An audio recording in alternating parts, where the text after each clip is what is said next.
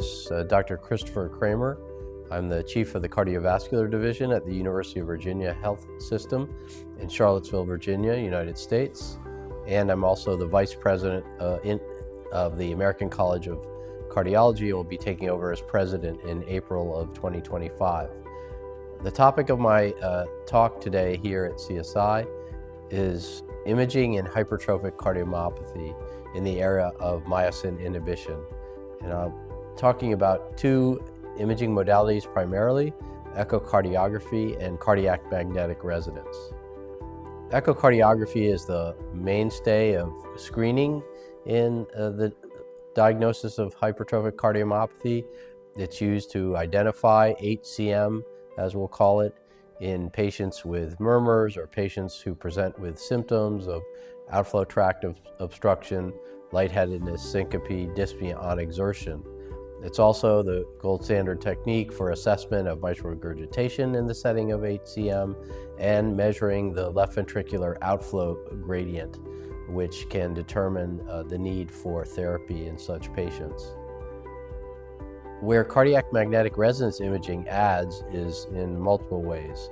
One, it's more sensitive for the diagnosis of hypertrophic cardiomyopathy, can make the diagnosis in areas where echo is less sensitive, isolated lateral wall hypertrophy, very subtle areas of hypertrophy, apical hypertrophic cardiomyopathy. In addition, it is the only technique that's able to identify myocardial scar in the setting of HCM. The technique called late gadolinium enhancement identifies replacement fibrosis or scar in about half of all comers with HCM. Why is this important? Well, it turns out the extent of myocardial scar is an important predictor of outcome. If one has more than 15% scar as the percentage of left ventricular mass, that's a risk factor for sudden cardiac death.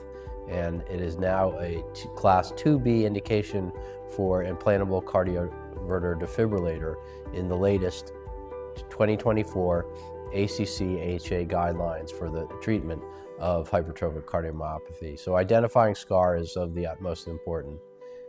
In addition, accurate measurement of wall thickness is better with CMR over echocardiography. Echocardiography can mistakenly under or over measure septal wall thickness. This is important because a wall thickness more than 30 millimeters is a Class 2A indication for an ICD. So in summary, both echo and CMR are essential components of the diagnosis of HCM.